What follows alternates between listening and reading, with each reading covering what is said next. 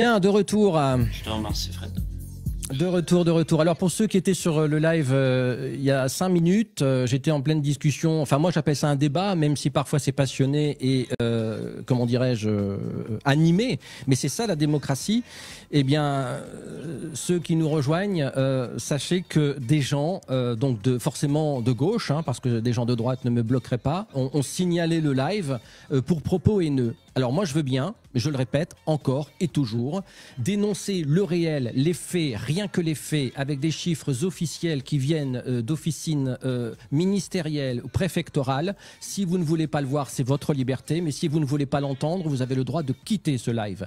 Par contre, jouer sur la liberté d'expression, d'opinion et la liberté tout court d'un individu, surtout lorsqu'il défend les couleurs de sa nation, si vous êtes suffisamment abruti pour comprendre que vous vous mettez en danger vous-même parce que vous mettez en danger la liberté d'expression dans son ensemble, eh bien, allez voir ailleurs.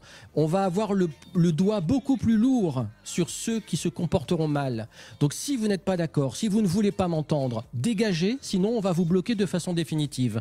J'ai toujours été très, comment dirais-je, très ouvert à ce que les gens puissent contester ce que je pensais, ce que je disais. Mais je ne ferai jamais taire un adversaire. Jamais. Et vous ne me ferez pas taire non plus. Donc, la preuve, l'accès au live a été rétabli. Si vous n'êtes pas d'accord avec ce que je suis en train de dire, ayez cette faculté, cette intelligence, ce petit grain de riz neurologique qui vous permettra de vous dire « je ne suis pas d'accord avec lui, mais je passe à autre chose » et je ne le fais pas taire.